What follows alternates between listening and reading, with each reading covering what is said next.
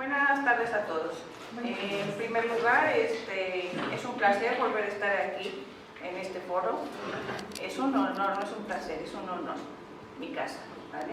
En esta ocasión voy a hablar sobre cuáles son los retos que presenta la producción y transformación de las plantas aromáticas frente a la crisis que vivimos actualmente, el cambio climático. Iniciaré con dos fotos de lugares muy remotos, Kakuma, Kenia y Kiribati. Kakuma, Kenia es un lugar situado en el Cuerno de África que sufre diferentes conflictos. Actualmente está sufriendo un conflicto grave, se está enfrentando a graves sequías ocasionadas por el cambio climático. Las sequías crecientes están en sincronía con el cambio climático. Por otro lado, Kiribati es un archipiélago situado en el Océano Pacífico, allá por Australia. Este lugar también está sufriendo los estragos del cambio climático, pero a diferencia de Kakuma, aquí el nivel del mar está subiendo. Aquí no sufren por falta de agua, aquí están sufriendo por la inundación del archipiélago. Se prevé que este lugar va a desaparecer en un futuro cercano porque el agua se está infiltrando a los pozos, los está contaminando, se acaban los cultivos y va a provocar el desplazamiento de los habitantes de la zona. Las personas más vulnerables en ambas situaciones son los niños. Más de 500 millones de niños se sitúan en lugares propensos a sufrir inundaciones y alrededor de 160 millones viven en países donde las sequías son cada vez más habituales. La propagación de los peores enemigos de la supervivencia infantil, como la desnutrición, la malaria, la diarrea, el desplazamiento, la mortalidad, se incrementarán por el cambio climático. ¿Pero el cambio climático existe o es un fenómeno cíclico? Yo recuerdo allá mis tiempos, cuando estudié por acá, en algún tema del cambio climático, dijo el docente que el cambio climático era un fenómeno cíclico del planeta. Sin embargo, actualmente el 97% de los científicos concuerdan con que el cambio climático producido por el hombre está sucediendo y sus impactos a nivel global son difíciles de predecir. La principal evidencia de que este fenómeno está sucediendo es el incremento de la temperatura. Actualmente ha incrementado 1.4 grados Fahrenheit. En esta gráfica podemos observar que el incremento se ha dado en los últimos años, principalmente a partir de la industrialización y de la revolución industrial. Los días extremadamente cálidos se han presentado de 2000 a la fecha. Esta serie de mapas muestra también cómo ha cambiado la temperatura global del planeta. Las zonas azules presentan las zonas más frías con referencia al promedio. Y las zonas de color rojo muestran los incrementos más cálidos con referente a la temperatura promedio. Otra evidencia de que el cambio climático está sucediendo es el cambio en el patrón de precipitaciones. A partir de 1960 a 2018 se estima que el patrón de precipitaciones ha disminuido un 20-21%. Y lo más preocupante es el de hielo en los polos. En estas fotos satelitales se muestra que a partir de 1980 a 2012 el porcentaje de hielo ha disminuido considerablemente, así como se corrobora con la gráfica del hielo ártico. Este de hielo de los polos trae graves consecuencias, principalmente por que estas zonas polares sirven de albedos o funcionan como albedos de la radiación solar. Si estas zonas ya no existen, quedará más radiación en el planeta y eso traerá como consecuencia incrementos en la temperatura. Además de que existieran cambios en los patrones de escorrentías.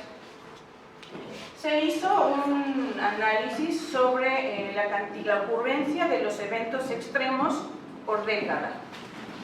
Se empezó a evaluar a partir de 1955 hasta 2005 y se encontró lo siguiente: la cantidad de incendios forestales ha aumentado considerablemente. Tan solo en la última década aumentó un 100%, lo mismo con las inundaciones, y las olas del calor aumentaron hasta 500%. Los eventos extremos se han relacionado con el cambio climático causado por incremento de los gases de efecto invernadero de origen antropogénico. Los gases de efecto invernadero existen en la atmósfera de manera natural. Son los que provocan que la temperatura del planeta se mantenga la temperatura que tenemos. Si no existieran, la temperatura del planeta sería de menos 18 grados centígrados. Sin embargo, como ya comenté, a partir de la revolución industrial, de la industrialización, de la quema de combustibles fósiles, los gases de efecto invernadero empezaron a incrementar considerablemente. El principal gas de efecto invernadero es el vapor de agua. Sin embargo, por su inestabilidad o por los cambios de estado, no es tan importante o no influye tanto en el incremento de la temperatura. No pasa eso con el dióxido de carbono, el óxido nitroso y el metano. El más preocupante es el dióxido de carbono porque por su larga vida y porque su incremento es alarmante. Óxido nitroso no dura tanto en la atmósfera, sin embargo su potencial de calentamiento es muy alto, y el metano también no dura tanto, pero su potencial de calentamiento es más alto que el óxido nitroso. En el caso de los gases fluorados, estos pues ya a partir de que se estableció el protocolo de Montreal empezaron a disminuir o a estabilizarse su incremento en la atmósfera. Como comenté, el más preocupante es el incremento de dióxido de carbono, porque está incrementando hasta 400 partes por millón. Se puede observar en esta gráfica que antes de 1950 más o menos tenía estable la concentración a 280 partes por millón. Sin embargo, el año pasado llegó a 400 partes por millón. Es un gas que tiene larga vida, que puede durar ciclos y que no se regenera o no existen medidas entre una generación y otra para su disminución. Los principales emisores de dióxido de carbono pues están China, Estados Unidos, India. México ocupa el 11º lugar con 490 millones de toneladas de dióxido de carbono emitidas. A partir de 1979, que inició la primera conferencia mundial sobre el clima, se han realizado reuniones, acuerdos, se han planteado objetivos para que la emisión de estos gases disminuya. El más importante es el Acuerdo de París, y en base a los objetivos planteados se espera que la temperatura del planeta no incremente más allá de 2 grados centígrados, y si se redoblan esfuerzos, que no incremente más allá de 1.5 grados. Como se observa en este mapa, si se cumplen los objetivos planteados por país, únicamente Marruecos y este pequeño país aquí en África serían los que estarían de acuerdo o concordarían con el objetivo del Acuerdo de París. México, para variar, tiene calificación insuficiente porque con las medidas adoptadas incrementaría la temperatura 3 grados o más. Esta gráfica muestra proyecciones tomando en cuenta diferentes escenarios, con las políticas actuales, con políticas optimistas y sin políticas. Sin políticas o que no se cumplan los objetivos propuestos por los países, la temperatura llegaría hasta 4.8 grados centígrados para el 2100. Si se aplican las políticas actuales y los objetivos propuestos, la temperatura llegaría hasta 3.5 grados centígrados. Si se redoblan esfuerzos, la temperatura únicamente alcanzaría 3 grados centígrados. Las políticas implementadas por países incluyen la disminución de emisiones de gases de efecto invernadero por sector económico. Y aquí en esta gráfica vemos cuál es la contribución de cada sector económico a la emisión de gases de efecto invernadero. Observamos que la electricidad y la generación de calor contribuye con un 25%, la industria un 21%, el transporte 14% y la agricultura, que es nuestro campo, contribuye con un 24%. Cabe destacar que aquí también está incluida la deforestación. Ya analizando el sector agrícola, podemos observar que el mayor porcentaje lo están contribuyendo el ganado. En lo que se refiere a los cultivos agrícolas, cultivo de arroz, residuos agrícolas, quema de sabana, los porcentajes son menores. El que cabe hacer mención es aquí los fertilizantes sintéticos, aporta un 9.8 de emisiones. Estos fertilizantes sintéticos se refieren a la emisión de óxido nitroso que se genera cuando se aplican fertilizantes nitrogenados sintéticos. Y se presenta esta gráfica donde se ve una comparación de las emisiones de fertilizantes sintéticos contra el total de las emisiones agrícolas. Y podemos observar que ha crecido considerablemente la emisión de fertilizantes sintéticos, sobre todo en Brasil, y es bastante preocupante porque el óxido nitroso tiene un potencial de calentamiento muy alto. Bueno, pero ¿cuáles son los efectos del cambio climático sobre la agricultura? Principalmente lo que afecta a la agricultura es el incremento de CO2, la temperatura, la radiación. No se han hecho investigaciones sobre otros gases de efecto invernadero. Actúa principalmente sobre la fotosíntesis, sobre el crecimiento, sobre el desarrollo, afectando la productividad, sobre la distribución espacial y temporal de los cultivos o de las especies, trayendo bajos rendimientos y puede provocar hasta la extinción, la presión por plagas, enfermedades y algunas otras especies invasoras que se tienen que desplazar, afectando también la productividad y pues llegando hasta la extinción. Por otro lado, también los eventos climáticos extremos relacionados con el cambio climático están afectando, los rendimientos están afectando los cultivos y pueden causar la muerte. ¿Qué eventos climáticos tenemos? Incendios, inundaciones, sequías, olas de calor, principalmente. Los cambios de temporada, se han desfasado las estaciones y eso provoca daños las especies tienen que adaptarse. Hay especies que necesitan temporadas de frío, las temporadas frías ya no son tan frías y necesitan la estacionalidad para alcanzar altos rendimientos y esto está cambiando. También existe un cambio en el índice de aridez del suelo, se considera que el índice de aridez del suelo va a incrementar hasta un 20-21%. ¿Y esto qué va a provocar? En muchas especies va a provocar la muerte de las especies que no están adaptadas. Dentro de este sector agrícola se encuentra la producción de plantas aromáticas. ¿Y por qué es importante producir plantas aromáticas? Principalmente se cultivan por sus propiedades antioxidantes, antimicrobianas y antiprotozoarias.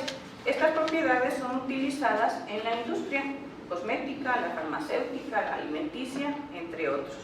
En muchos países son explotadas enormemente y son aprovechadas. Sin embargo, en México su producción es minoritaria. Únicamente son pocos los estados que producen plantas aromáticas, la mayoría para consumo en fresco. Y destaca principalmente la producción de cilantro. Únicamente Baja California Sur produce plantas aromáticas para exportar, de ahí para procesar no existen datos. Por otro lado, México tiene una gran riqueza cultural y biológica de estas especies aromáticas. Se han identificado más de 5.000 especies con propiedades medicinales. Aquí presento algunos ejemplos. Aquí está la salvia de la que hablan, salvia laramilois, no sé si sea esa. Son especies aromáticas endémicas de México. Cabe destacar que algunas de ellas son resistentes a sequías, son resistentes o tienen bajos requerimientos de nutrientes y de agua.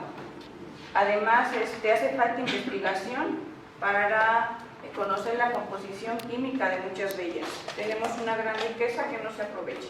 En cuanto a la exportación y por ende la producción de aceites esenciales, destaca Estados Unidos con el 13%, China, India, Francia. México apenas participa con un 3.1%. Y este 3.1%, la mayor parte es de aceites esenciales cítricos. De plantas aromáticas casi no existen, únicamente le parece pigmenta. Bueno, para que una planta produzca aceites esenciales se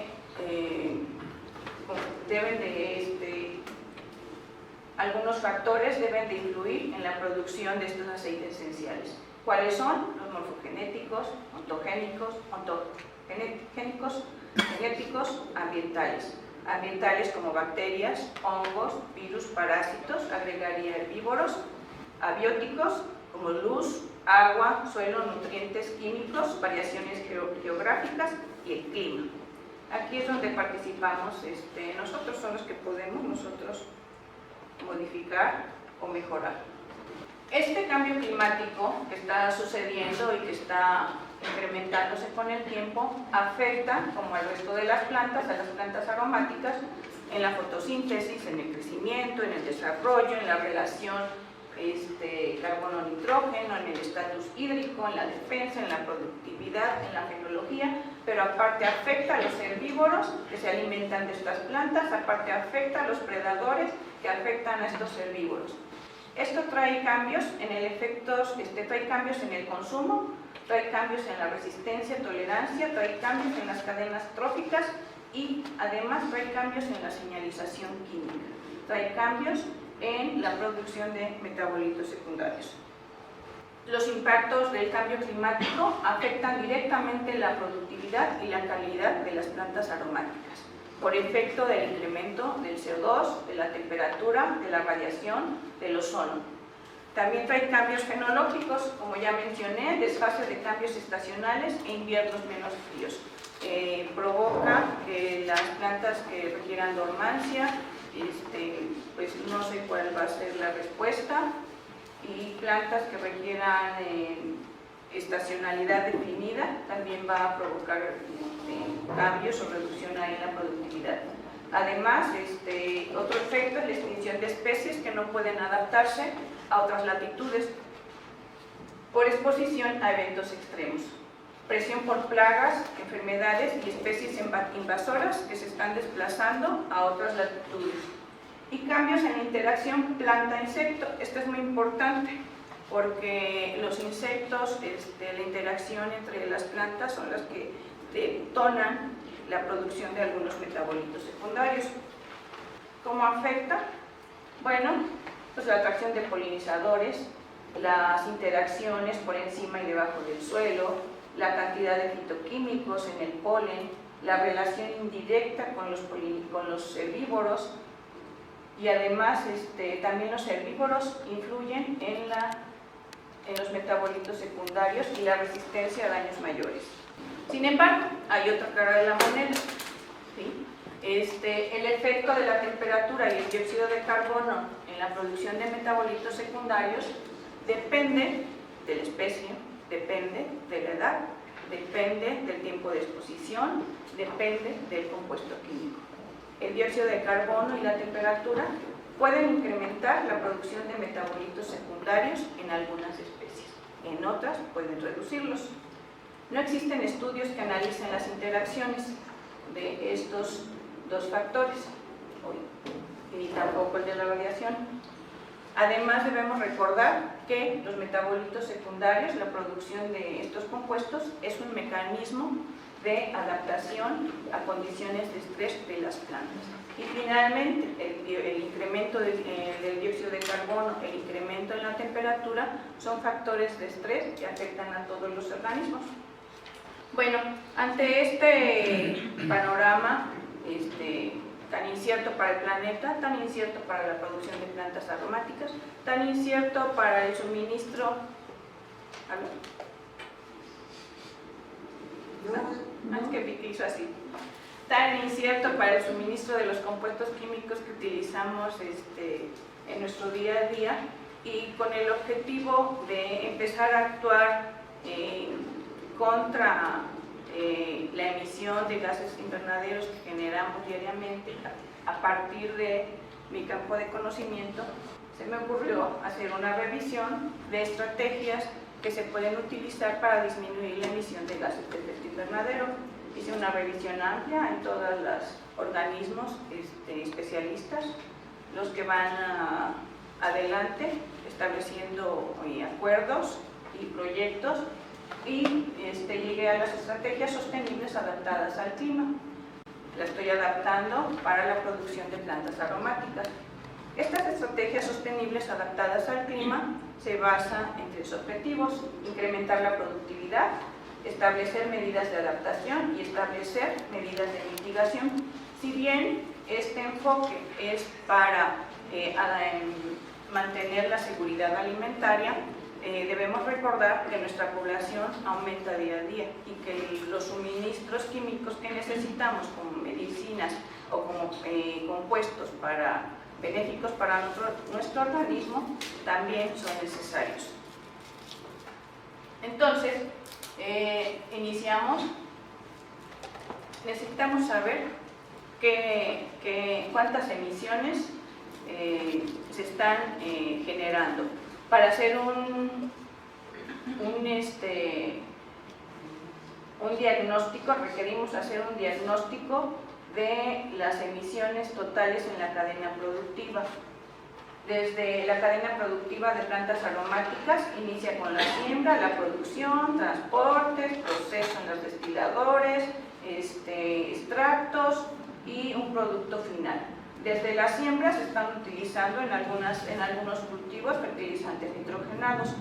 El transporte hacia las zonas de destiladores también está generando emisiones. En las zonas de destilación se utiliza mucho gas para el proceso de extracción por arrastre de vapor con agua y se generan muchos residuos en los que no hay manejos. Además, transporte para llevar y hacia donde se va a obtener un producto final. Se desconoce la cantidad y tipo de emisiones generadas en el proceso productivo y de transformación. Bueno, si no queremos conocer cuántas emisiones genera nuestra producción, pero ya queremos empezar a producir, ¿qué requerimos? Nuestro principal reto es transformar la agricultura, hacerla sostenible, que sea de bajas emisiones y que sea competitiva. Para obtener aceite esencial, para obtener compuestos químicos de las plantas aromáticas, se necesitan grandes extensiones de cultivos, porque se obtiene muy poquito. Y entonces, una forma de producir sería la intensificación. Sin embargo, la intensificación va de la mano con contaminación y más emisiones. Entonces, se requiere investigación para que esa intensificación sea sostenible, desarrollar estrategias para que la intensificación sea sostenible. ¿Okay?